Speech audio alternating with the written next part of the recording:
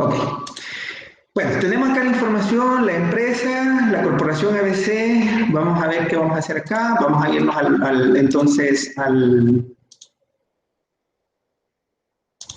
la hoja que tenemos correspondiente para hacer el estado de resultados.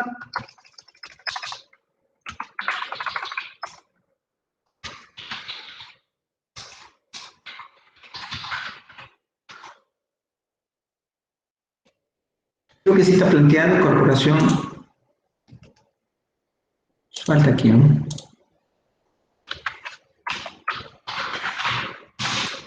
Ahí tenemos la información, luego comenzamos. Aquí creo que, pues, no sé, va a parecer algo aburrido quizás para ustedes, porque, como digo, esto ustedes ya lo manejan, pero bueno, vamos por partes, ¿no? Vamos a partir de los ingresos para la empresa. Los ingresos igual, podemos decir que es igual a ventas probablemente. Cuando mencionamos ventas, probablemente hagamos una diferencia entre las ventas, quizás tengamos algunos rubros adicionales como devoluciones, rebajas, descuentos que nos afectan el ingreso, ¿no? En este caso no tenemos nada parecido, así que vamos a irnos por rubro o cómo está compuesto el estado de resultados. Luego tenemos los costos de venta.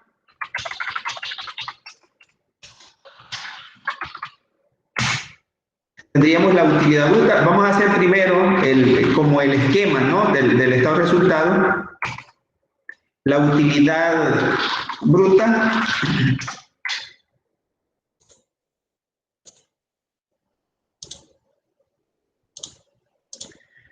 Bueno, vamos a usar esta línea, esta columna, y vamos a irnos entonces a la información que tenemos. Vámonos por acá, creo que tenemos ventas, tenemos las ventas por acá.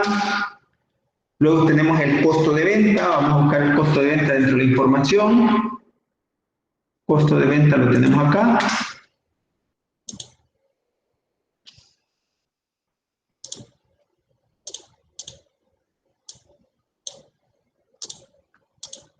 Y tendríamos la utilidad bruta, que es la diferencia entre las ventas y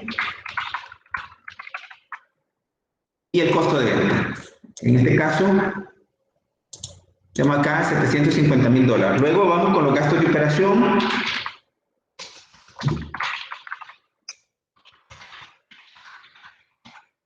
Dentro de los gastos de operación tenemos, en este caso, voy marcando lo que vamos haciendo o lo que vamos utilizando.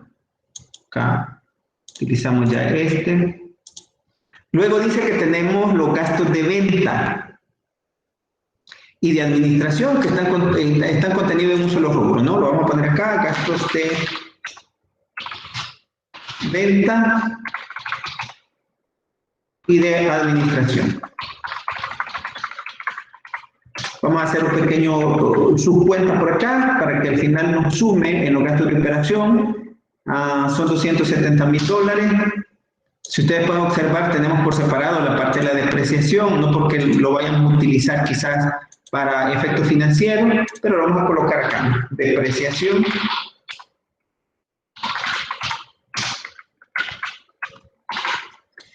Que tenemos que es $50,000. Luego, la sumatoria de estos dos, lógicamente, sería los gastos operativos.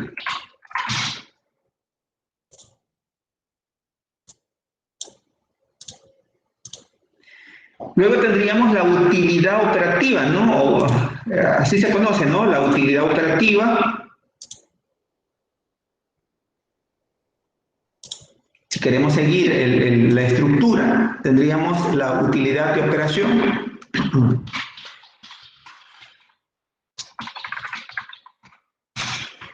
Que vendría dado como la resta, ¿no? O la diferencia entre la utilidad bruta y los gastos de operación. Esto también, en términos financieros, lo conocemos como EBIT o EBITDA, si ustedes lo van a encontrar en los libros como tal.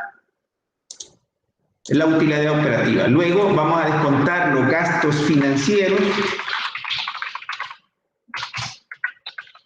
Esto, como no hay más que sumar ahí, de una sola vez nos llevamos el valor. Lo tenemos por acá. Gasto de intereses, estamos acá. Luego tendríamos la utilidad. Vamos a poner aquí la utilidad antes de impuestos. Utilidad antes de impuestos.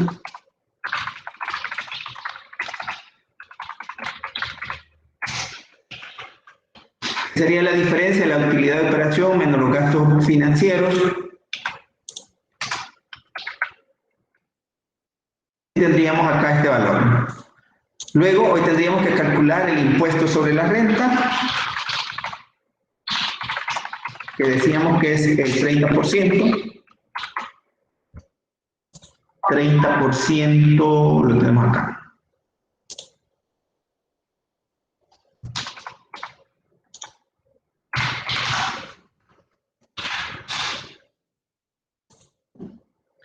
Tendríamos la utilidad después de impuestos.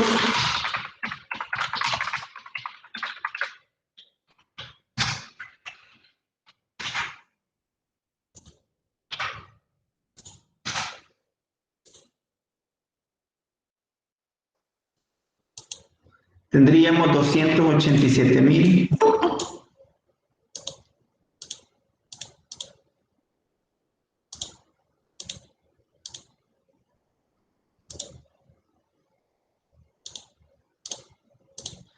Luego, aquí tenemos que hacer alguna consideración porque dice más arriba, creo que por acá tenemos los dividendos de acciones preferentes, dice que tienen un rendimiento del 10% sobre el capital invertido. Vamos a ver cuánto es el capital que tiene invertido la empresa, o más bien cuánto corresponde el capital de los accionistas preferentes. En este caso dice que son 100 acciones. Son 100 acciones, perdón, son 500 acciones a un costo de $100. En este caso serían $100 por las 500 acciones. Tendríamos que tiene un capital invertido de $50,000. En ese sentido, vamos a poner aquí, vamos a ponerle dividendo, ¿no?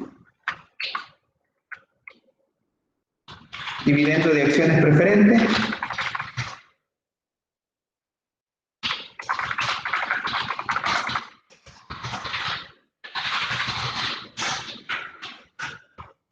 ¿Cuánto decimos que tenemos? Tenemos $50,000 por el 10%. Solo le pagamos $5,000 y luego tendríamos la utilidad disponible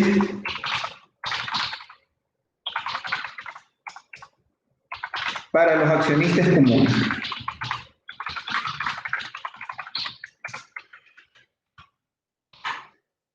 Veamos qué es la diferencia entre esto. Hasta ahí diríamos que teníamos el estado de resultados, ¿no? Lo tenemos resuelto sin mayor complicación. Aquí probablemente tendríamos que calcular, si queremos calcular, bueno, creo que acá hay una indicación donde dice que calculemos la utilidad por acción. En este caso tenemos las acciones en circulación.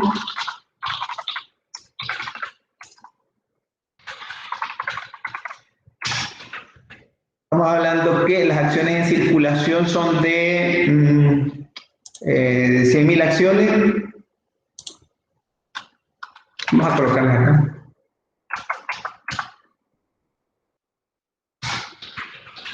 Si tenemos que la ganancia por acción, entonces tiene que ser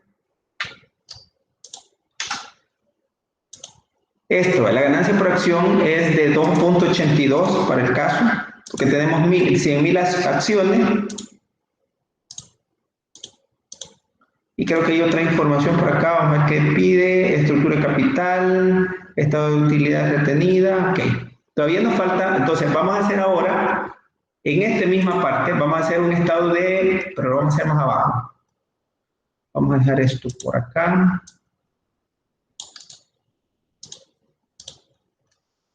Ok, ahí tenemos entonces el estado de resultados ya con todos los componentes y esto decía no nos sirve más que para determinar la utilidad que lo vamos a utilizar para el balance general. Es lo más que necesitamos para ello, ¿no? Y quizás de alguna manera para hacer la evaluación sobre las acciones en circulación. Cuando hablamos de acciones en circulación estamos hablando de acciones comunes, porque el dividendo de los accionistas preferentes ya sabemos nosotros, como son preferentes, tenemos que pagarlos antes que hagamos probablemente el pago de estos, ¿no? O la distribución de las utilidades para acciones comunes o los accionistas comunes. Estos señores, por eso dice su nombre, que son preferentes, porque tenemos que generarles el rendimiento. Aquí incluso, si tuviéramos pérdida, nosotros tendríamos que pagarles a ellos ese porcentaje. Porque el acuerdo que tenemos es que sobre la inversión de su capital, nosotros le estaríamos generando un porcentaje del 10%. Ahora, ya van a ver por qué es necesario entonces que tengamos toda esta parte dividido, ¿no? Sobre todo en la parte del balance.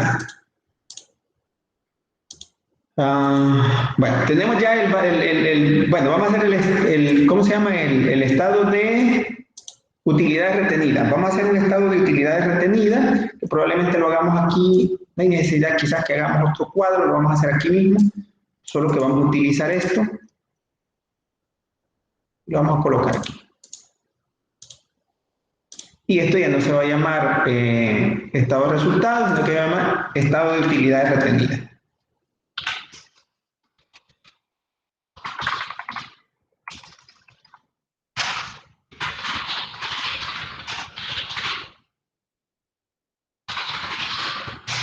Siempre con la fecha, ¿verdad? El 31 de diciembre del año 2020. Ok, tenemos acá información con la que podemos hacer esto. Sí, dice la utilidad retenida del cierre del ejercicio 2009. Vámonos para acá. Entonces vamos a partir la utilidades retenidas al 31 de diciembre de 2019. Vamos a colocarlo por acá. Dice que teníamos una cantidad de $250,000. Luego dice que tenemos que sumar, y lo vamos a poner entre paréntesis, más utilidades del presente ejercicio.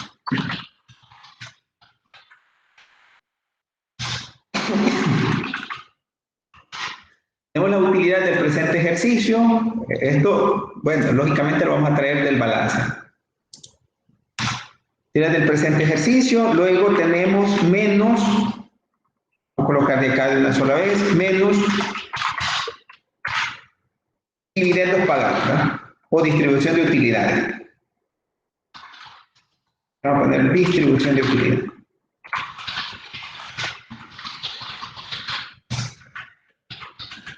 Hay un valor por acá. Fueron $200,000. Vamos a ponerlo en negativo para que nos dé el resultado. Y luego tendríamos utilidades retenidas al 31 de diciembre del 2020. Tendríamos acá el resultado.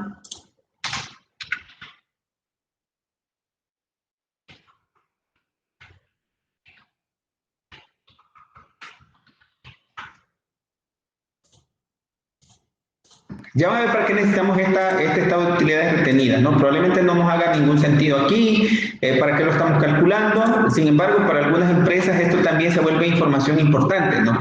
Porque aquí nosotros podemos observar cuánta es la composición de las utilidades retenidas que tenemos y, sobre todo, si la empresa ha tenido algún pago, ¿no? En dividendo de esas utilidades que se vienen acumulando. En este caso, si ustedes observan, teníamos al cierre del 2019 $250,000 y al cierre del 2020 se incrementa en un porcentaje más o menos de $82,000. Y tiene que ver con esto. Si ustedes ven, son los $82,000 que hay acá de diferencia. Bueno, esto sería todo por la parte del estado de utilidades retenidas, pero vamos hoy al balance general, que es la parte donde les decía que nos interesa hacer el análisis.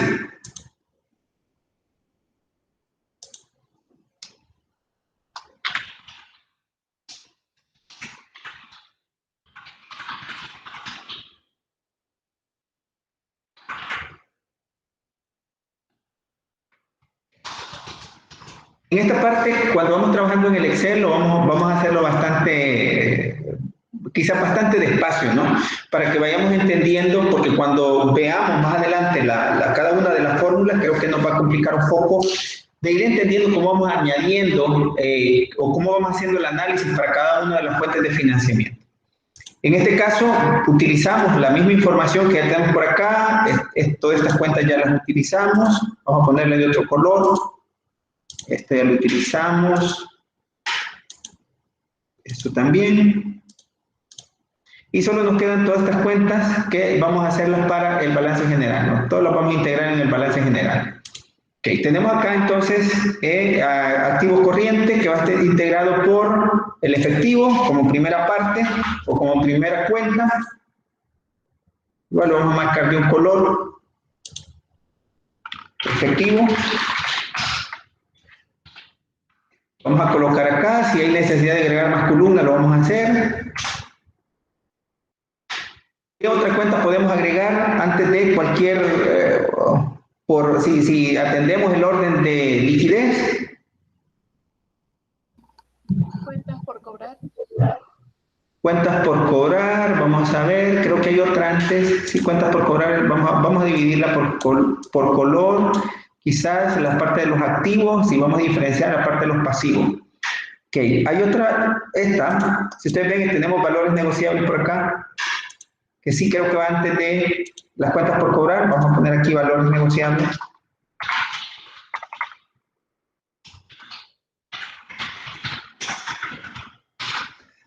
Vamos a ver si nos cuadra este balance para comenzar. Cuentas por cobrar, valores negociables lo tienen por ahí. Luego tenemos dentro de la información documentos por pagar, provisiones para cuentas incobrables, esto sí, también.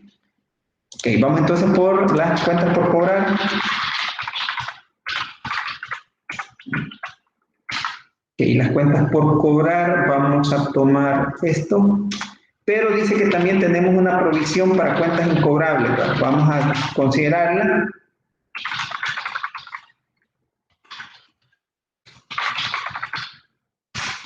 Y esta la vamos a poner en negativo porque está restando de las cuentas por cobrar, o debe estar restado de las cuentas por cobrar.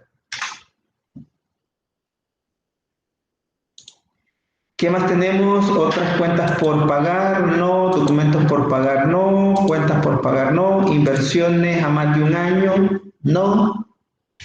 ¿Qué más necesitamos? Necesitamos el inventario, ¿verdad? El inventario sí. Creo que va a haber necesidad de agregar otra línea. Vamos a agregar otra línea en esta parte de acá. O toda la línea para que no nos vaya a deformar el formato que tenemos, valga la redundancia. Ok, entonces tenemos acá inventario. Tendríamos la parte del inventario en $250,000 y vamos a ver qué más cuenta nos hace falta acá. Utilidades, impuestos, las ventas, no. Bueno, esta cuenta, si esta cuenta va, ¿no? Antes de, vamos aquí, dice que la cuenta se llama gastos pagados por anticipado.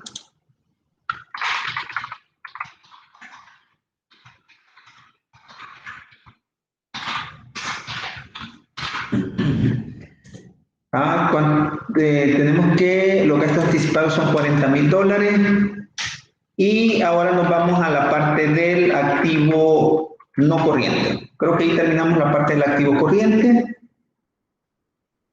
Verifiquen ustedes si hay algo más, me avisan. Mientras continúo con la parte de activo no corriente. Yo le estoy mencionando esto que no es una clase de contabilidad básica, porque al final lo que quiero que entendamos es esta composición que vamos a tener acá. Lógicamente esto ya sabemos que es la correspondencia de todo esto. Bueno, vamos aquí con las inversiones, vamos a colocar quizás como primera parte o como primera cuenta las inversiones a más de un año. Probablemente son inversiones a largo plazo que tenemos invertido a lo mejor en algunos títulos, entre otros, es decir, las inversiones.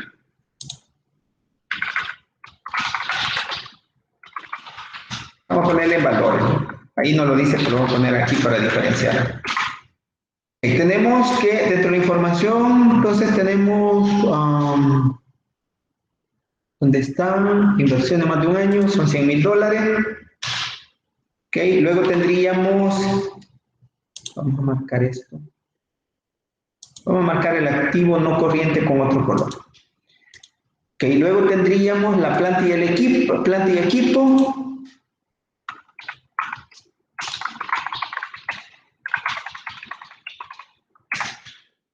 Planta y equipo. Tendríamos la depreciación acumulada.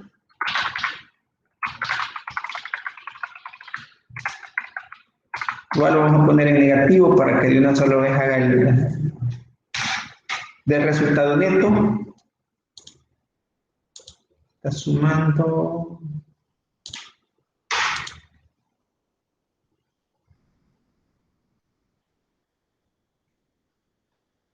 Nos falta algo más, probablemente, ¿no? Vamos a ver. Planta y equipo tenemos $100,000. La depreciación acumulada. ¿Qué más nos falta?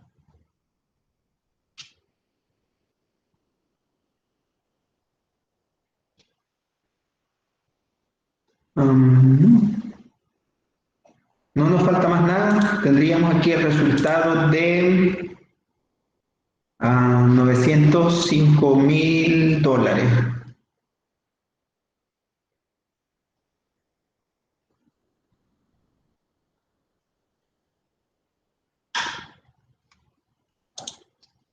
Vamos a ver si esto nos cuadra. Cuentas por pagar, lo que nos falta, documentos por pagar, otras cuentas por pagar, las acciones comunes, capital pagado en exceso, bonos por pagar. Vamos a ver si nos cuadra. A lo mejor dejamos aquí algo diferente. Ok, tenemos aquí $600,000, 300, probablemente aquí no esté sumando algo, si no está sumando $250,000. Ok.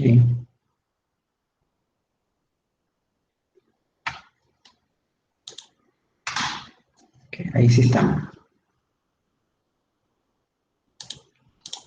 Ok, hoy nos vamos con el pasivo corriente y comenzamos entonces aquí a buscar las cuentas por pagar, documentos por pagar, que pensamos que estos son a corto plazo, las cuentas por pagar.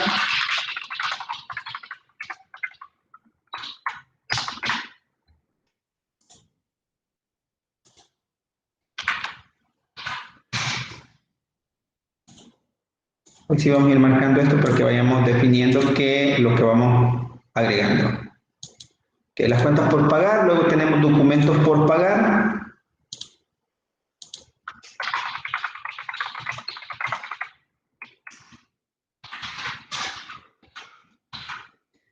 Documentos por pagar, estamos hablando de los $100,000 y tendríamos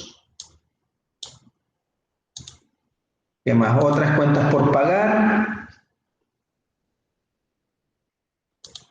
Vamos a agregarlo acá, otras cuentas por pagar.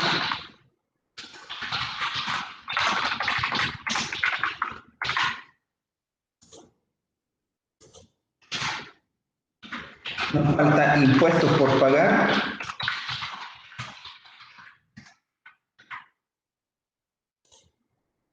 Las cuentas por pagar lo tenemos acá.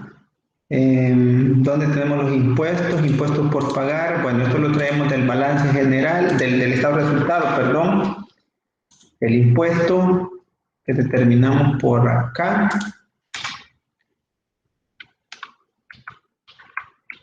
Y bueno, ahí tendríamos básicamente la parte del pasivo. Vamos a incluir esto. Acá. Tendríamos la parte del pasivo cubierto, la parte del pasivo corriente. Vamos a quitar esto. Vamos a ponerle aquí la marca. Ok, vamos a ver que la sumatoria sea igual. Está sumando otros rubros. Luego tenemos el pasivo a largo plazo. Tenemos el pasivo a largo plazo que dice que... ¿qué colocamos en pasivo a largo plazo?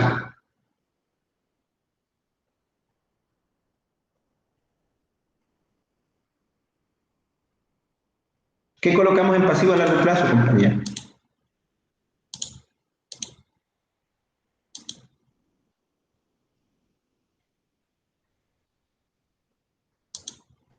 Las utilidades. Sí, pero están más abajo las utilidades. Vamos a colocar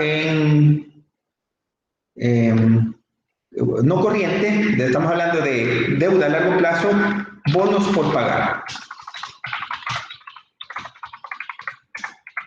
Dice que lo vamos a pagar en el año 2025.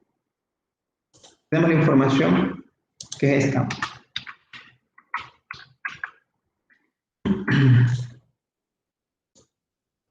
Cubrimos esta parte. Y hoy lo que nos queda es incluir la parte de las utilidades. Okay. Tenemos el capital accionario. Vamos acá con vamos a colocar primero las acciones preferentes. No hay aquí un orden probablemente que nos diga si estas van primero o estas después. Vamos a colocar primero las acciones preferentes. Capital de acciones preferentes.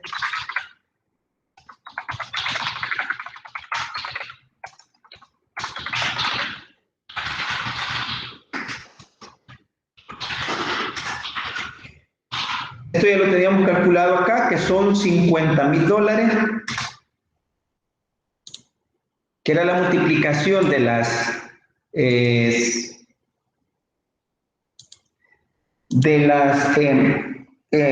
500 acciones por el valor a la par de 100 cada una, ¿no? Luego tenemos el capital social, conocido como acciones comunes.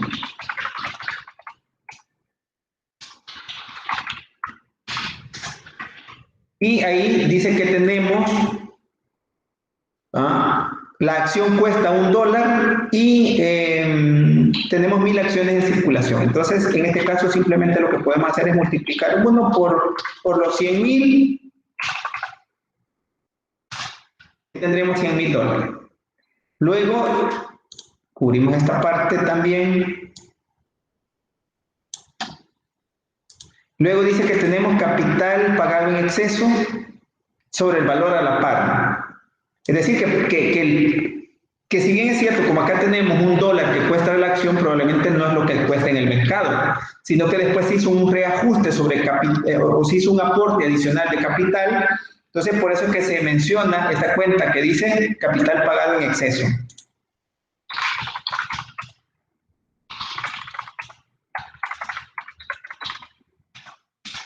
Voy a ponerle acá que son esto, son las acciones comunes. Si hacemos la sumatoria, eso significa que entonces el capital de acciones comunes son básicamente $350,000. Y luego tenemos las utilidades del presente ejercicio.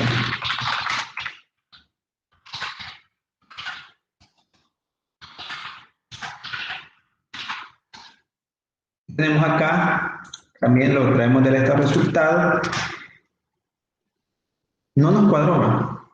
Hay algo que nos falta por acá. Sumamos acá, sumamos acá.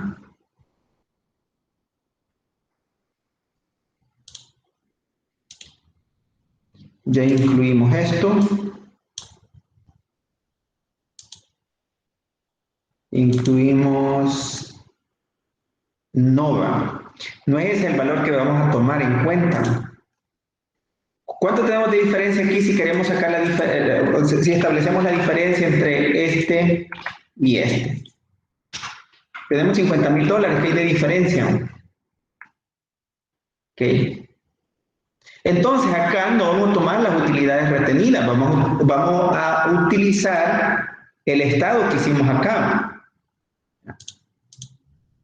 Vamos a utilizar las utilidades retenidas.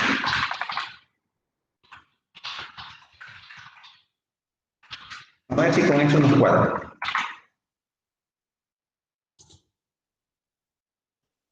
las utilidades retenidas. Ahí está, perfecto. Vale, ya tenemos entonces ahora nuestro estado financiero. Miren, bien bonito nos quedó. Bien elaborado, probablemente bien ubicado las cuentas, bien ordenado, ¿no? Tenemos aquí el estado financiero, entonces tenemos el capital. Vamos a ver aquí donde tenemos. Esto no sé qué está sumando esto, no necesitamos que sume esto. Esto tampoco. Simplemente esto lo vamos a quitar de acá.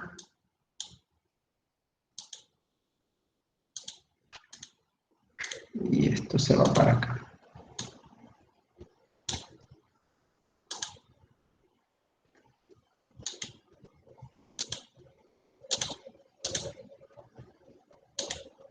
Ok, ahí tendríamos entonces, en este caso, patrimonio más capital, perdón, capital más pasivo nos da $1.155.000.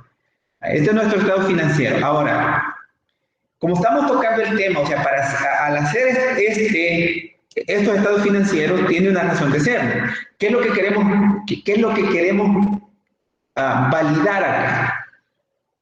Como estamos refiriéndonos a la estructura de capital, ustedes me dirán, ¿cuál es la estructura de capital de esta empresa?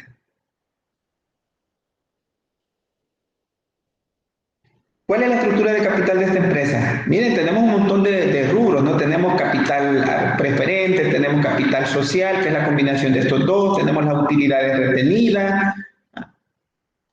Entonces, este estado financiero tiene información que de alguna manera nos va a servir para analizar las fuentes de financiamiento, o tiene todas las fuentes de financiamiento que cualquier empresa quizás adquiere en un momento determinado. Por un lado tenemos el pasivo a corto plazo, por el otro lado tenemos el pasivo a largo plazo. El pasivo a largo plazo incluso vamos a considerar no solo el muy pasivo que tenemos aquí, los $90.000, sino que vamos a considerar el capital también a largo plazo, que en este caso estamos hablando de las acciones preferentes, las acciones comunes y las utilidades retenidas. ¿Cuál sería la estructura de capital de esta empresa? ¿O cómo podemos dividir la estructura de capital de la empresa? Hay algunas consideraciones que debemos tomar en cuenta antes quizás de entrar dentro, tomar en cuenta este análisis. No, primero, las empresas siempre se van a financiar, como ya decíamos en la presentación que teníamos por acá, en esta presentación. Tenemos por un lado, decíamos en su momento, la toma de decisiones de inversión, que lógicamente tiene una correspondencia con la toma de decisiones de financiamiento. Y estas están divididas en pasivos corrientes y fondos a largo plazo. Los fondos a largo plazo van a incluir el patrimonio también, no solo la deuda con instituciones financieras o financiamiento a largo plazo, sino también el mismo capital que tenemos incluido acá. Y si queremos, podemos hacer una subdivisión, ¿no? Podemos calcular los porcentajes que representa cada uno de los componentes de la deuda que tenemos. Ustedes ya por definición entienden que el balance general está compuesto por derechos de la empresa y obligaciones de la empresa. Todas estas son obligaciones que tiene la empresa que tarde o temprano va a tener que cumplir, ¿no? En el corto plazo, en el largo plazo. Probablemente dentro del patrimonio, una empresa, ¿cuál es la obligación que tiene que cumplir? Lógicamente pagarle al accionista, al inversionista, los rendimientos, ¿no? En el caso de las acciones preferentes y en el caso de las acciones comunes, los dividendos que se generan producto de la ganancia, ¿no? Entonces ahí viene la parte interesante donde decimos que cualquier decisión que se tome, tanto de financiamiento como de inversión, tiene que ser con mira de o con el enfoque de generar valor para el inversionista, generar valor para la empresa. Este valor lo podemos ver reflejado acá a través de este estado financiero. Contablemente, probablemente tenemos un activo, o la empresa quizás a valor contable, podemos pensar que vale $1.155.000, ¿no? Pero a precio de mercado probablemente tenga un valor adicional. ¿Pero por qué tiene este valor ahora? Porque sencillamente quizás sin considerar la parte de las utilidades retenidas tendría un valor menos, ¿no? Pero tiene utilidades retenidas que al momento de quizás generar alguna venta de esta empresa, el que lo quiera adquirir va a hacer alguna valoración sobre estos valores que hay acá, ¿no? La composición que tiene, ¿no? O la estructura que tiene. En ese caso, entonces, vamos a considerar que las empresas, de alguna manera, pueden generar atrasos en el pago de sus deudas. Podemos hablar de los bancos también, los competidores, pérdida de venta, es decir, el atraso de la deuda se puede generar producto de la competencia, pérdida de ventas, pérdida de participación de mercado, restricciones de los créditos, liquidación de activos, restricciones del crédito, aumento del costo del financiamiento, subinversión de recursos, entre otros. Todo eso tiene que ver con la parte de la estructura de capital.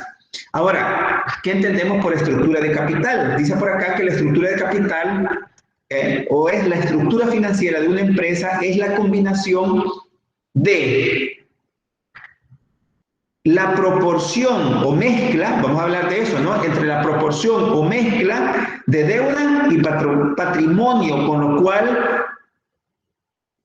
se planea financiar las inversiones. Se planea, es decir, la mezcla. Esta es la estructura de capital. Estamos hablando de pasivos y patrimonio. Cuando hablamos de pasivos, estoy incluyendo la deuda a largo plazo y el patrimonio, que son fondos a largo plazo. Y dice, ¿cómo planea financiar las inversiones? Todo esto entonces nos sirve para financiar los activos corrientes, los activos no corrientes, etcétera, etcétera, ¿no? Y ahí, lógicamente, eso nos da, en la ecuación contable, nos da que debe ser el mismo valor, como lo tenemos acá. También dice que la financiación, la función financiera de una empresa consiste en obtener recursos financieros al menor costo posible. Eso ya lo conocemos, ¿no? Y lo hemos hablado más de alguna vez, lo hemos escuchado, que la función financiera de cualquier empresa es conseguir o obtener recursos al menor costo posible. Ahora, pensemos aquí cuál va a ser el costo que estamos incurriendo en esto. Incluso acá nosotros podemos pensar que esto, como son financiamientos o crédito espontáneo, que ya lo mencionábamos o que lo habíamos estudiado en Finanzas 1, cuando hablamos de crédito o financiamiento espontáneo, que decíamos que vienen dados por las cuentas por cobrar, documentos por pagar, que en teoría no estamos pagando ninguna especie de interés. Sin embargo, de forma implícita, quizás sí estamos pagando porque los créditos que nos otorgan probablemente tengan un recargo o no es igual comprar de contado que comprar al crédito, y sobre todo acá nos estamos aprovechando quizás otras cuentas por cobrar, cuentas por pagar, perdón, probablemente estemos hablando de aquellas obligaciones que la empresa tiene, que no los ha pagado y quizás pueda relacionarse con las provisiones laborales, provisiones que probablemente ha generado, producto de gastos futuros, ¿no?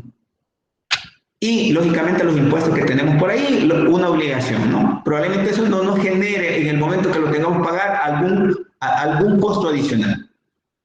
Si lo queremos diferir, lógicamente sí, tenemos que pagar un costo y tenemos que evaluar cuál es el costo. Pero de acá para abajo, esto sí nos genera una tasa de interés que es directamente visible, pero probablemente beneficiosa para la empresa. ¿Por qué beneficiosa? Porque cuando nosotros tenemos un financiamiento a través de alguna institución financiera, probablemente nos va a generar un documento donde nos muestre el interés que estemos pagando, y ese interés es lo que nosotros lo llevamos en la parte del estado de resultado, acá, como gasto financiero. Entonces se vuelve deducible para el impuesto sobre la renta. Y por ahí vamos a hacer un análisis, quizás partiendo de ¿cuánto cuesta una empresa? ¿Cuál es el valor de una empresa? Si la estructura de capital fuera de una manera o de otra, partiendo que el costo de capital es igual para las dos.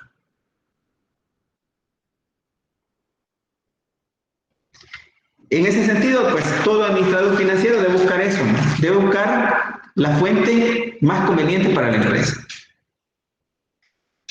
Luego hablamos de que posteriormente asignamos los activos financieros que proporcionen la máxima rentabilidad para la empresa, es decir, una vez tenemos los recursos, podemos asignar esos recursos a las inversiones que nos generen mayor rentabilidad con el menor riesgo posible, probablemente es lo que anda buscando cualquier empresario, Entonces, la estructura de capital óptima será aquella que produce un equilibrio entre el riesgo del negocio de la empresa y el rendimiento, de modo tal que se maximice el precio de las acciones. Vean, esta parte importante.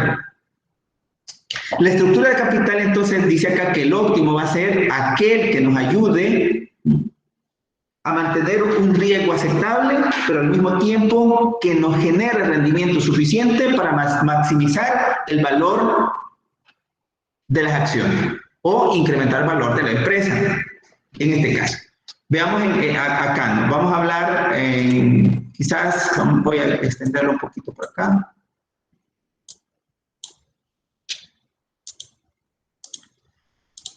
¿Cuál es la estructura de esta empresa? Pues recordémonos que esto va a ser, esto representa el 100%, ¿no? El 100% de la estructura va a ser el total activo más pasivo, el total pasivo más capital. Este es el 100%. Ahora, queremos determinar cuál es la estructura, entonces vamos a determinar lo que los $90,000 lo vamos a dividir entre esto. Y ahí ya tenemos un porcentaje. Si ustedes ven, es bien pequeño. Luego queremos hacer esta división también entre total. Y tendríamos que, es un 28, si hacemos la sumatoria, probablemente estemos llegando aquí a un 35, ¿no? Y luego con el patrimonio, que es la mayor cantidad que tenemos acá, ¿no? Un 63%. Un 63, vamos a hacer la sumatoria acá, que nos daría igual. Esto más esto. En términos porcentuales, vamos a ver cuánto es, un 37%. O sea, es decir, que si sumamos ambos, 37 más 63, nos va a dar el 100% que deberíamos de tener acá. Entonces, la estructura de capital de esta empresa es 37,63. Esa es la estructura de capital, es decir, cómo está financiada la empresa. La empresa está financiada, hoy mismo, esta, que acabamos de hacer este balance general, está financiada con un 28% de activo corriente y solo un 7% de activo no corriente. ¿Y dónde está la mayor parte? La mayor parte la tenemos en el patrimonio, es decir, un 63% está siendo financiada por capital preferente, por acciones ordinarias y por utilidades retenidas. Esa es básicamente la estructura de capital. Aquí podemos seguir dividiendo, si queremos sacar la proporción de cada una de las fuentes de financiamiento, porque al final de todo, el capital preferente, las acciones comunes, son fuentes de financiamiento que tendremos que evaluar en nuestras oportunidades. En este caso tendríamos, si hacemos la división, representa un 4, esto va a ser la sumatoria. Vamos a hacer la sumatoria porque estos son dos. Es igual. Y lo vamos a dividir, porque la parte de las acciones comunes es donde tenemos mayor aporte, un 30%. Y las utilidades retenidas, un 28%. Si ustedes ven, ¿dónde tiene la mayor participación la empresa? La tiene en utilidades retenidas y en capital social, ¿no? En acciones comunes. Ahora, ¿qué empresario va a dejar esto acá? Si eso le corresponde al empresario, ¿no? Al inversionista, al accionista, eso le corresponde al accionista. Yo, si fuera un accionista de esta empresa, yo lo que pediría es mi dinero, porque primero yo necesito probablemente hacer otras inversiones, ¿no? ¿Por qué tendría que dejarlo en la empresa? ¿Por qué tendría que dejarlo en la empresa? Ah, porque vale más ahora. ¿Qué voy a ganar entonces con dejarlo ahí? O sea, la pregunta es esa, ¿no? ¿Qué vamos a ganar dejando o teniendo esas utilidades retenidas ahí? ¿Voy a tener más inversión, oportunidad de inversión con mi capital propio? Y es la pregunta que hacíamos una vez pasada, ¿no? ¿Por qué los inversionistas entonces, en lugar de utilizar su capital, mejor van y buscan fondos externos, ¿no? O buscan otras fuentes de financiamiento? Decía Néstor, porque nadie quiere arriesgar su propio capital, ¿verdad? Ahora, por alguna razón hay que hacerlo, ¿no? No simplemente porque no quiere arriesgarlo, alguna razón que probablemente le genere mayor valor para el negocio, que ya lo vamos a ver más adelante, para la empresa, y que tiene que ver con la proporción. En este caso, entonces diríamos que la empresa está siendo financiada, o las inversiones de la empresa están siendo financiadas un 37% con préstamos o fuentes de financiamiento y un 63% con capital propio. Porque a pesar que estas se consideran acciones, a pesar que las acciones preferentes tengan un rendimiento especial y les ofrezcamos una tasa fija, no dejan de ser capital propio, ¿no?, de la empresa.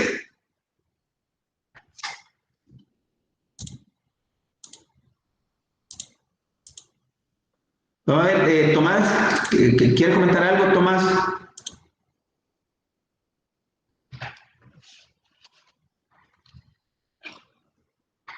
No, licenciado, solo se me había activado la manita.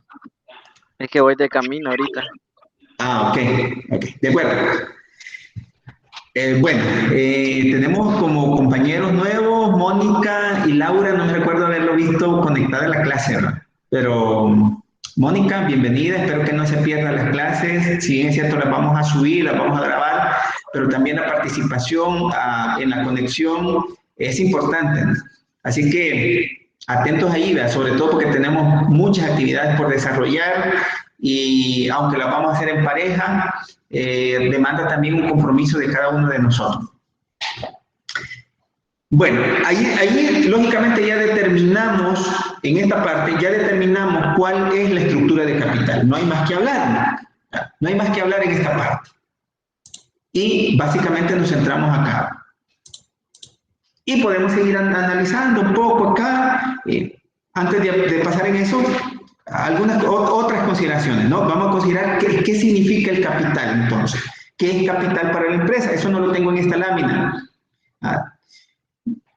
¿Qué es capital para la empresa? Dice, el capital de la empresa es recibido de dos fuentes, ¿no? Eso tenemos que tenerlo presente, ¿no? Acá. Por eso era necesario que hiciéramos este balance general.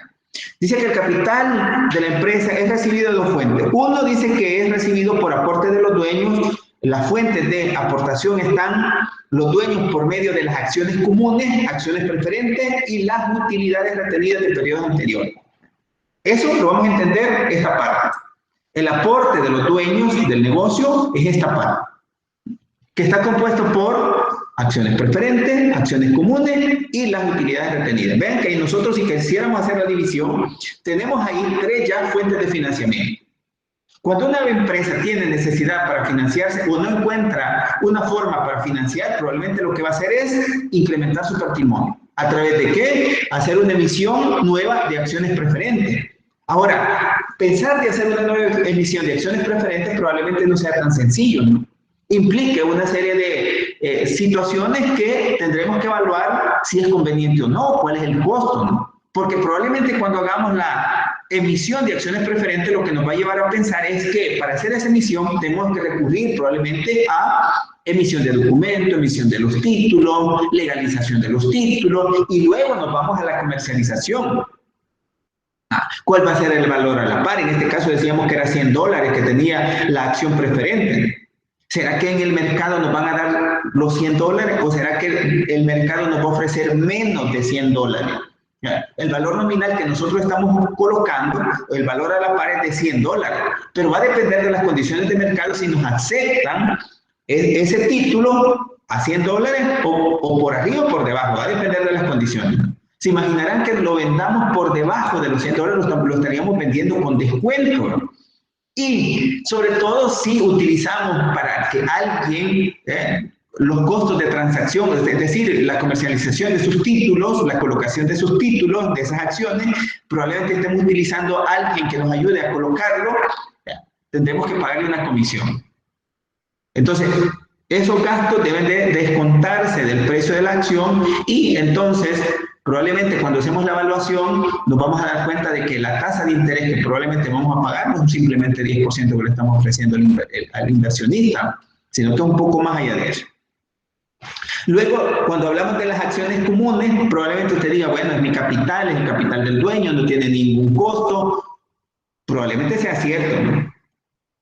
visiblemente, pero también encontramos ahí el costo de oportunidad. El inversionista no puede haber hecho esa inversión, puede haberlo hecho en otra empresa, en otros rubros probablemente, y sobre todo cuando las utilidades retenidas están ahí, ¿no? Este inversionista pudo haber establecido otra inversión, quizás, que le genere un poco más de rendimiento, pero ¿qué le ha motivado a dejarlo ahí? Es decir, el acuerdo que hayan tenido a través de la junta directiva o la junta de accionistas probablemente, pues probablemente porque quiere ganar un poco más, no quiere que su rendimiento crezca, no quiere que el valor de la empresa crezca. ¿A través de qué? De la generación de utilidades. Entonces, ahí estamos hablando ya de la primera fuente de financiamiento, que la podemos subdividir en tres, ¿no? Acciones preferentes, acciones comunes y utilidades retenidas. La segunda dice que nos vamos por la vía del endeudamiento, ¿verdad? Por la vía del endeudamiento, el cual incluye cualquier tipo de recurso obtenido por la entidad de préstamo, estamos hablando de corto y largo plazo, ¿no? O créditos a largo plazo. Incluimos dentro de las fuentes de financiamiento de deuda o endeudamiento, tanto la parte del pasivo corriente como el pasivo no corriente. Probablemente en algunas empresas vamos a tener mayor cantidad de recursos que debemos y menor cantidad de recursos propios, ¿no? Eso va a depender, por ahí dicen, de qué es lo que desea el inversionista, ¿no? Y tiene que estar relacionado con riesgo-rendimiento. Entonces, las principales formas de financiamiento de la empresa son el endeudamiento, la emisión de acciones comunes, preferentes y la retención de la utilidad de los dueños. Esas son las fuentes de financiamiento que existen. ¿Nosotros las podemos observar? Sí, las podemos observar en este estado financiero. ¿Cuál es entonces la estructura de capital? Dice que para saber si o qué es más conveniente, o si es más conveniente utilizar recursos ajenos o propios, las empresas deben tener en cuenta el costo de capital. Aquí incluimos, ¿no?, cuánto nos cuesta este financiamiento. Pensemos que una deuda a largo plazo probablemente esté garantizado, vamos a pensar que nos cuesta un 9%. Es decir, esta fuente de financiamiento nos va a costar un 9%. Ya estamos hablando de un costo. Este probablemente, como es un financiamiento a corto plazo, probablemente nos cueste un poco más, ¿no? Pensemos que nos cuesta un 14%. Si hiciéramos la combinación de las dos, tendríamos un porcentaje, esto más esto, dividido entre 2.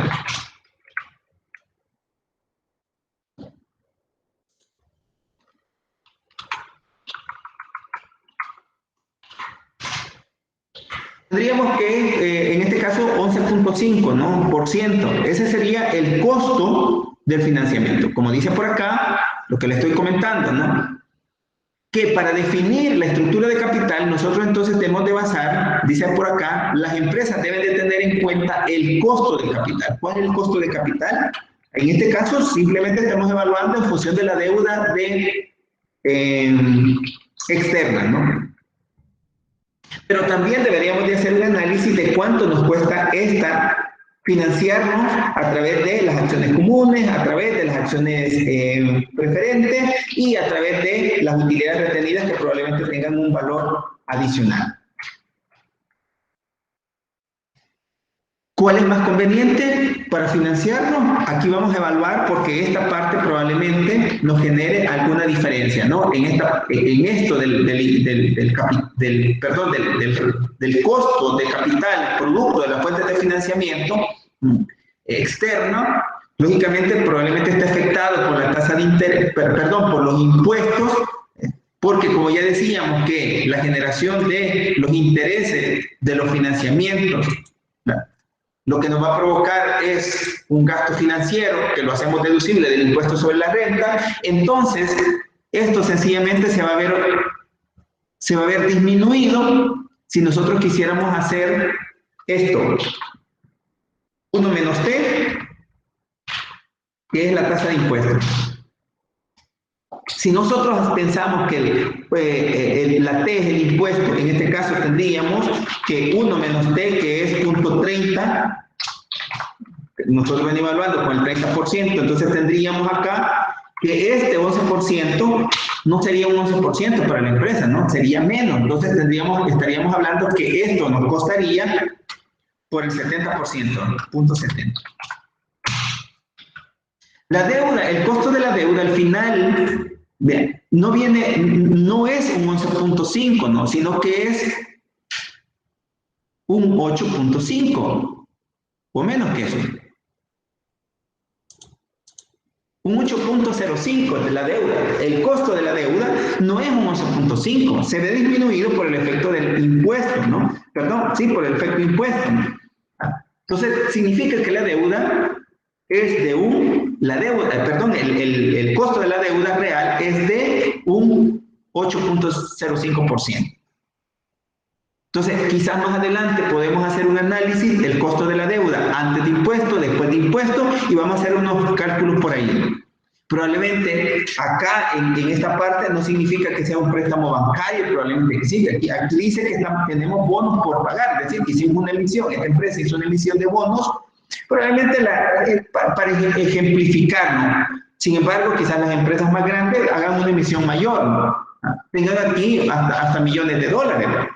Y esto va a significar probablemente una tasa de interés que cuando lo multiplicamos por el monto que tenemos de financiamiento, nos va a generar un alto valor que estamos pagando en concepto de interés. Pero que al final eso se vuelve deducible del impuesto sobre la renta.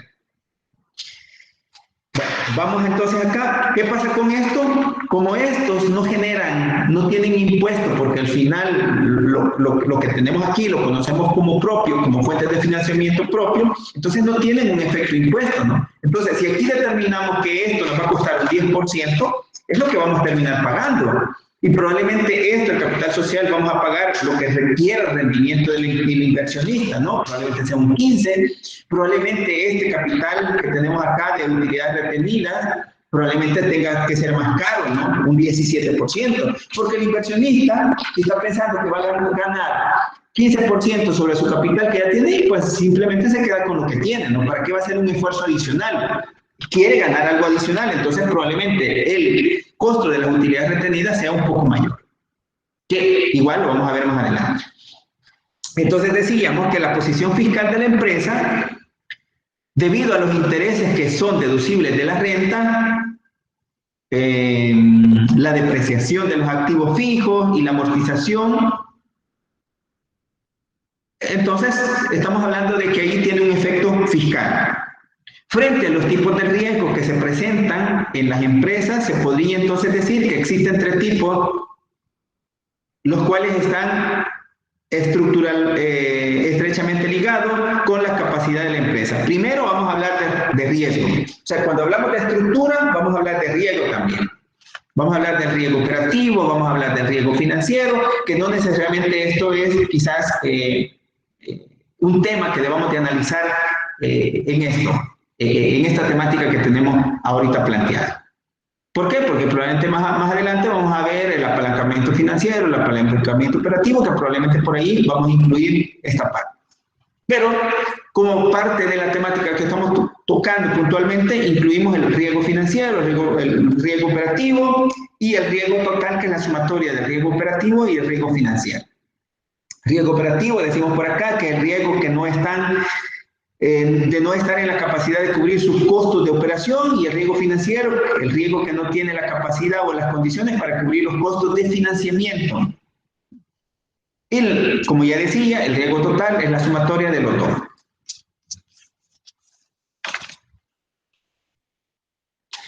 Si quisiéramos hablar entonces de un ejemplo, quizás en detalle, que el ejemplo lo tenemos aquí planteado, pero si quisiéramos un ejemplo más general, dice que una empresa que se financia con 20 millones de acciones ordinarias y 80 millones de préstamos, y bonos, se dice que el 20% está siendo financiado con acciones y el 80% es financiado con deuda. 80-20, ¿no? Y ahí ustedes van a encontrar alguna teoría del 80-20, y eso que nosotros quizás tradicionalmente escuchamos, ¿no? ¿Cuál es la mejor fuente o cuál es la mejor estructura para una empresa? Quizás no existe una fórmula más mágica que nos diga la estructura de una empresa para que tenga buenos rendimientos es un 80-20. Ya lo decíamos que va a depender del riesgo que quiera asumir el inversionista. Y la misma empresa, probablemente ese riesgo va a estar compensado con el rendimiento, o que debe estar compensado con el rendimiento. Entonces, vamos a decir que en realidad la estructura de capital puede ser más compleja cuando se incluyen otras fuentes de financiamiento. Cada uno a un costo diferente, lo que origina la necesidad de calcular el costo de capital medido mediante la técnica del costo por medio ponderado de capital para tener los datos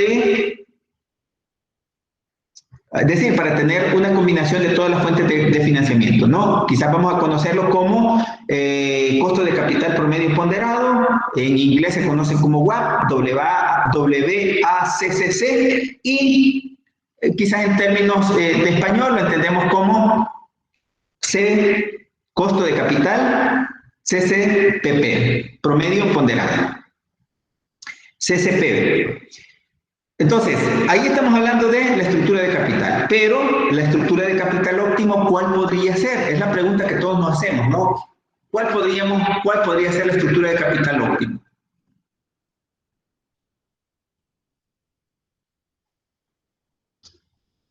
Y así vamos a encontrar, quizás si comenzamos a investigar, un sinfín de trabajos, informes, libros que nos dicen de alguna manera o que nos ayudan de alguna manera a relacionar la estructura de capital. Y el valor de la empresa, es decir, que esto debe estar relacionado al valor de la empresa, con el objeto de poder incluir en el segundo a través del primero, ¿no? Es decir, el valor de la empresa debe estar incluido el costo de capital, o tiene que ver mucho el costo del capital, ¿no? Que se traduce al final en el rendimiento que espera el inversionista.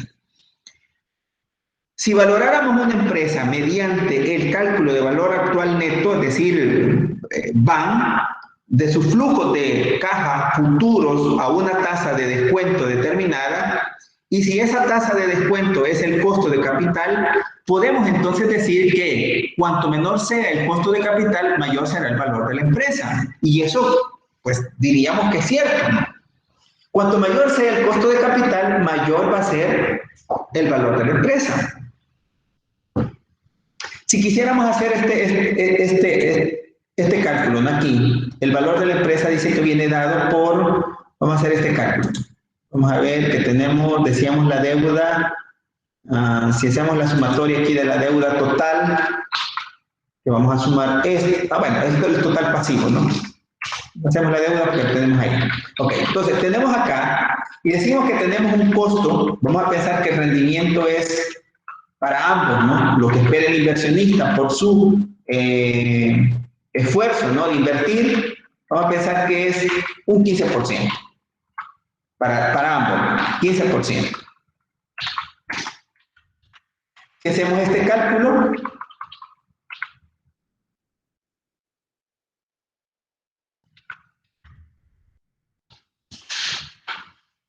bueno, tendríamos que tener el ejemplo de otra empresa, pero vamos a hacer el cálculo para esto, ¿no? ¿Cuánto sería el valor de la empresa sin considerar la parte del capital propio? Tendríamos aquí que el valor de la empresa sería igual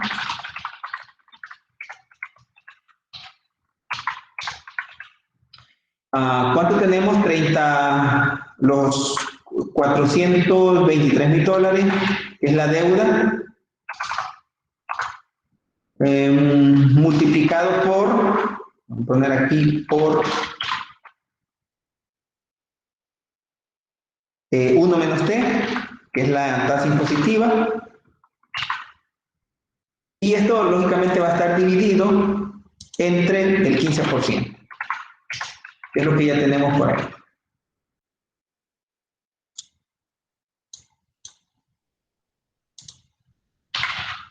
Tendríamos entonces acá que $423,000, ahí simplemente hacemos el cálculo, ¿no?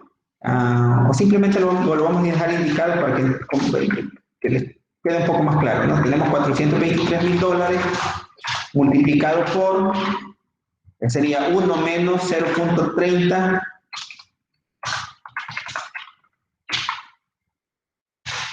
dividido siempre entre el 15%.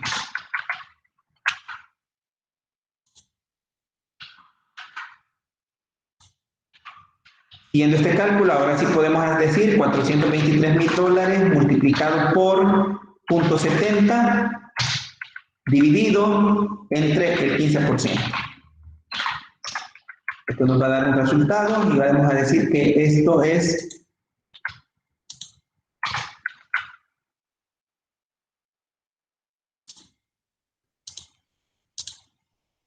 dice acá que en esas condiciones deberíamos esperar que el valor de la empresa tenga un valor, haciendo esa evaluación, ¿no? De $1.974.000. Ahora, podríamos considerar como otro ejemplo entre una empresa A y una empresa B, es decir, partiendo del rendimiento que tiene de un 15%. Entonces, podemos seguir analizando esta parte, tomando en cuenta que si nosotros quisiéramos distribuir a través de los bonos, a través de los préstamos, a través de las acciones ordinarias, a través de las acciones preferentes, etcétera, etcétera. Podríamos entonces seguir analizando y hacer quizás como un pastel, un gráfico de pastel, donde encontremos los componentes de cada una de las fuentes de financiamiento. Dejo hoy por hoy esta parte por acá, luego les doy otra información para que podamos analizarla más adelante.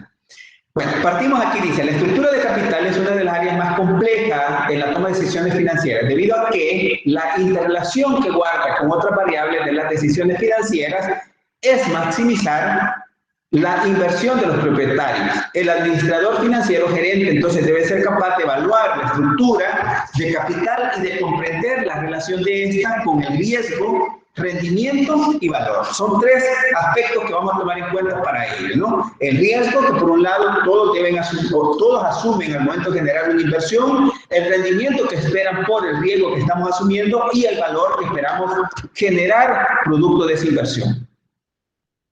El costo de capital de una empresa, entonces, es su costo de oportunidad. Lo vamos a conocer de esa manera, ¿no? Por eso es que decíamos que cuando hablamos de las fuentes de financiamiento interno, ¿ya? A través de acciones preferentes, a través de acciones comunes, la utilidad retenida, vamos siempre a pensar en el costo de oportunidad. Quizás no encontremos un porcentaje donde diga el costo del capital a simple vista, nos diga que es un porcentaje. Sin embargo, cuando hacemos este análisis, probablemente nos demos cuenta que tiene un costo implícito que nosotros no debemos de descuidar. El costo de capital, entonces, es un concepto económico y está basado en el costo de oportunidad del capital invertido. Para el financista, el costo del aporte de los accionistas es real como el de deuda y representa uno de los costos más significativos antes de llevar a cabo una inversión. Ven aquí, ¿verdad? Siempre estamos pensando, ¿no?, que no queremos prestar porque queremos tener capital propio para poder invertir. Y está bien, porque no queremos arriesgar, lógicamente, los recursos que no son de nosotros, ¿no? Sino después nos vamos a encontrar con una deuda que probablemente no podamos pagar, ¿verdad? Pero dice acá que el financista entonces debe de entender que el costo por el financiamiento de las acciones comunes, las acciones ordinarias, las acciones comunes que son también ordinarias y las acciones preferentes y las utilidades retenidas, tiene un costo tan real como el de la deuda también, probablemente un poco más alto que el de la deuda.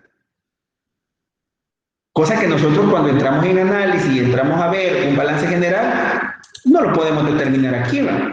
En este balance nosotros lo único que miramos son cifras, ¿no? Ah, ¿cuánto tiene? Bonito, ¿no? $1.155.000, chévere, ¿verdad? Pero cuando nos vamos al análisis, ¿cuánto representa el costo cada una de las fuentes de financiamiento? Es ahí donde nos damos cuenta de cuál es el costo que estamos asumiendo por esas inversiones.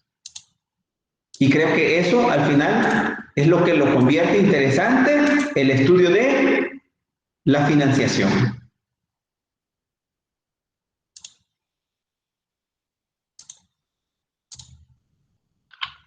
Entonces vamos a tener que la estructura de capital, dice por acá, el costo de capital agrupa los diferentes costos de oportunidad de capital de las diferentes alternativas alternativas de financiamiento, tales como financiamiento externo. Vamos a hablar de los préstamos bancarios. Estos tienen unas tasas activas, los bonos, conocemos como intereses, y el financiamiento interno, que está dado por las acciones, los dividendos y las utilidades retenidas, que tienen que ver con los rendimientos. Dentro de las acciones probablemente estén, no hace una separación acá, ¿no? De acciones preferentes y acciones ordinarias.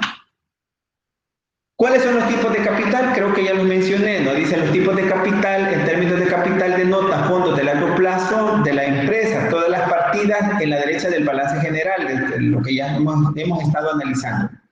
De la empresa, excepto los pasivos a corto plazo. A continuación se muestra el capital de dos componentes: pasivo a largo plazo, inversiones de deuda, capital de deuda, y la inversión de los propietarios, capital de aportación, que son las dos que quizás tendremos que evaluar con frecuencia. Las inversiones de deuda pasivos a largo plazo incluyen los préstamos a largo plazo en que incurre la empresa y el cual es más costosa que el de corto plazo, toda vez que estos últimos tienen menor riesgo porque, ¿qué evaluamos, no? Uno, tiene mayor prioridad de reclamo sobre cualquier utilidad o activos disponibles para el pago. A ver, aquí dice las inversiones de deuda pasivos a largo plazo. Y B, poseen mayor apoyo legal en contra de la empresa para recibir los pagos de la misma que los accionistas comunes o preferentes. Es decir, aquí pues tendremos una obligación quizás tan certera cuando recurrimos, ¿no?, a las inversiones de deuda, pasivos de largo plazo. Y la deducción fiscal, en este caso, dice que los pagos de intereses disminuyen sustancialmente el costo de la deuda para la empresa. El ejercicio que estamos haciendo, el pequeño ejemplo que estábamos haciendo acá, ¿no? Cómo esta tasa de interés, perdón, cómo este rendimiento, acá, cómo este costo de financiamiento se ve disminuido producto de la tasa fiscal, de este 30% de impuestos que lo vamos a pagar en deducción a través de los intereses, ¿no?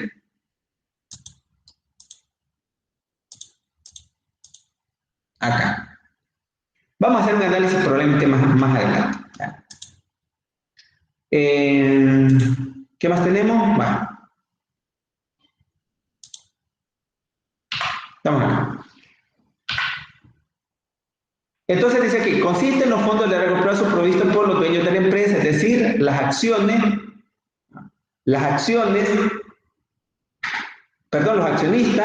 Las fuentes de capital básica de este rubro son, estamos hablando de las acciones comunes, las acciones preferentes y las aportaciones comunes, que incluyen las acciones comunes y las utilidades retenidas. Aquí dentro de eso probablemente decíamos que cuando una empresa necesita más capital y no encuentra una fuente de financiamiento como deuda, lógicamente lo que va a recurrir a hacer una nueva emisión de acciones, ¿no? Puede ser emisiones comunes, puede ser acciones preferentes, o incluso puede decretar que las utilidades retenidas pasen a formar parte del capital. Se dice entonces que la estructura óptima de capital teóricamente debe ser basada en el equilibrio de las ventas y los costos del financiamiento en el pasivo. ¿Qué relación guardan las ventas con el costo del financiamiento? Es decir, si estamos utilizando deuda es porque vamos a aprovechar el incremento de la venta. También se dice que la estructura óptima es aquella que equilibra los factores de rendimiento y riesgo de tal manera que maximice el valor de la empresa en el mercado, las inversiones del propietario. No estamos hablando entonces de maximizar el valor de la empresa a valor contable, sino que estamos hablando de maximizar el valor de la empresa a valor de mercado, o el valor de mercado. En este caso, por eso es que hacíamos ese cálculo. ¿Cuál es el rendimiento que espera la empresa? Que al final el rendimiento es igual a su costo de oportunidad, un 15%. Entonces, si una empresa hoy vale $1 millón, probablemente estamos pensando que más allá va a valer, en el futuro va a valer en esas condiciones un poco más de el valor inicial. El costo de capital entonces es la tasa de rendimiento de una empresa que espera obtener sobre sus activos tangibles e intangibles de largo plazo. Inversiones, dice acá, para mantener el valor de la empresa en el mercado. Y aquí vemos algunos ejemplos: compañía A, compañía B. La compañía A dice que tiene utilidades, ¿ya? Tiene utilidades de 100 mil dólares, tiene costo de capital, una estructura de capital de 80, creación de valor de 20 y ahí se suma básicamente los 100. En la otra dice que tiene 100 de utilidad, tiene costo de capital el costo de capital es de 130 y tiene una estructura de valor, hay una destrucción de valor, perdón, acá en este caso, de 30. Costo de oportunidad de capital.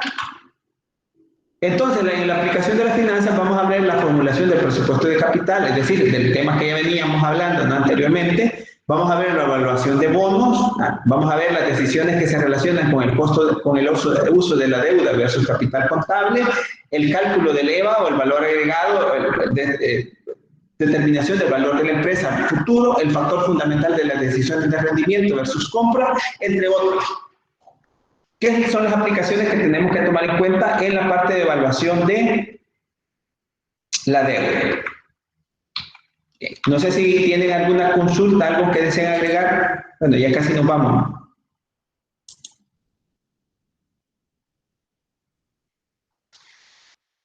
¿Algo que deseen agregar? ¿Alguna consulta?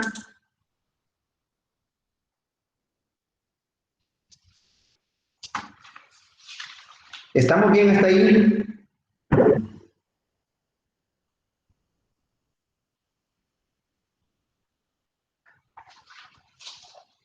Si vamos a subir, dice Néstor, quiere saber si vamos a subir. Sí, vamos a subir los videos, Néstor, solo que me he demorado un poquito, ¿no? Por ahí. Me he demorado un poco en subirlos, pero sí lo pueden estar subiendo.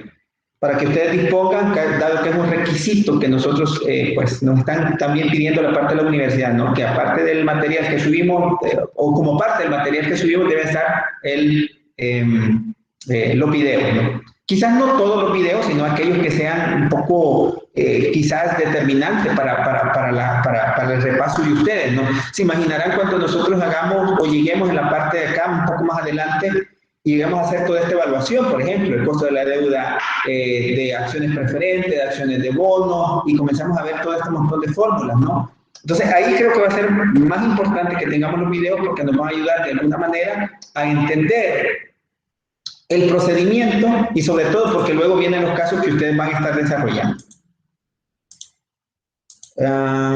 Dice, estos días casi no estoy pendiente de la clase. Bueno,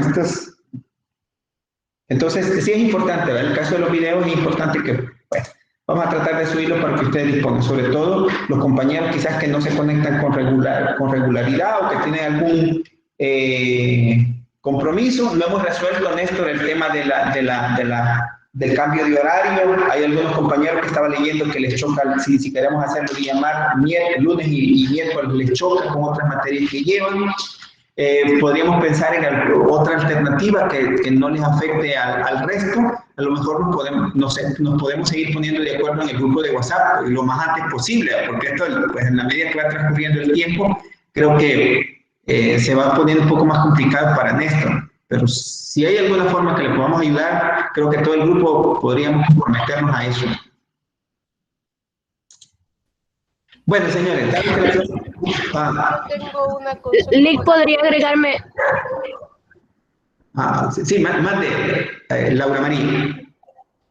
Con la tarea tenemos hasta el domingo para subirla.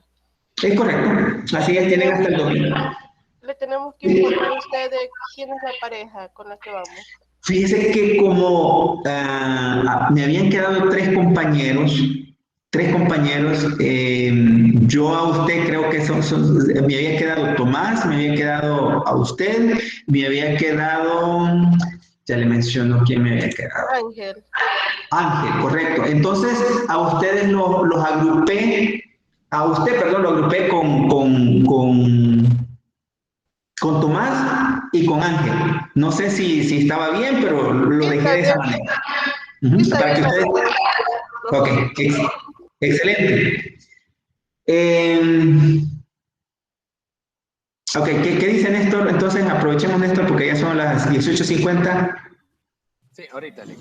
Mire, fíjese que les mencionaba yo de que en otra materia anterior, lo que habíamos hecho con el LIC Olmedo, es que se modificó el horario de la clase para día sábado, pero realmente la clase la seguíamos recibiendo en el mismo horario. La compañera simplemente entraba una vez a la clase y la otra vez no. Y así como está ahora que se graban las clases y que tenemos todo el material, y bueno, pues yo siempre casi no estoy al 100% en la materia, quería ver si podíamos hacer lo mismo para así yo poder inscribir las dos materias y siempre se mantiene el horario de la clase, aunque el papel sea otra cosa.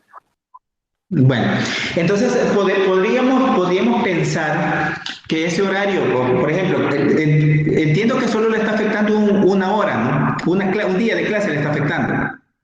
Las dos. Ujú. Por eso yo había propuesto de que las dos se movieran para viernes. Así si a nadie le choca en su horario, no va a impedir de que Bueno, se puedan ahí sí hacer. tendríamos que hacer la consulta Pero con el registro. sábado sería siempre el día normal. Ahí sí tendríamos que hacer la consulta con registro académico si nos da la oportunidad de tener las 4 horas, porque serían 4 horas para el día viernes. Es decir, teóricamente, porque como usted lo dice, el horario lo mantendríamos de igual manera, ¿no? Es decir, solo cambiaríamos quizás en registro académico el horario por reglamentación, ¿no? Pero nosotros seguiríamos teniendo las clases el mismo horario, los lunes perdón, martes y jueves, la misma hora. Es lo que entiendo, Néstor. Sí, esa era mi idea. Bueno, ahí sí no sé si usted puede hacer la consulta, si nos pueden dar permiso que cambiemos la hora y si todos están de acuerdo, lo hacemos. Yo no tengo ningún problema, es decir, podemos conectarnos días diferentes y quizás para efectos de que ellos verifiquen que estamos haciendo o dando las clases, pues quedan los videos ahí. Así que no sé si usted puede hacerle la consulta en académica, puede mandar un correo para ver qué dicen ahí y pues si no habría ningún problema con el resto de compañeros lo podemos hacer. Es decir, que no le vaya a chocar al momento de querer registrarlo, porque ese sería el problema, ¿no? De cambiar la hora, que ya tenga una materia inscrito bajo ese horario que no le va a permitir tampoco hacer ese cambio. Entonces, buscar que ese horario que queremos cambiar la materia esté libre para todos. Y seguimos dando, y seguimos recibiendo las clases los días que estamos normalmente, martes y jueves en la misma hora. Vale, voy a hacer yo la llamada entonces mañana, registro académico, voy a preguntar. Y si no, pues le voy a preguntar a cada quien qué horas tiene libre. Tal vez hay un horario de mediodía, porque así como los jueves hay un horario del mediodía, también los sábados.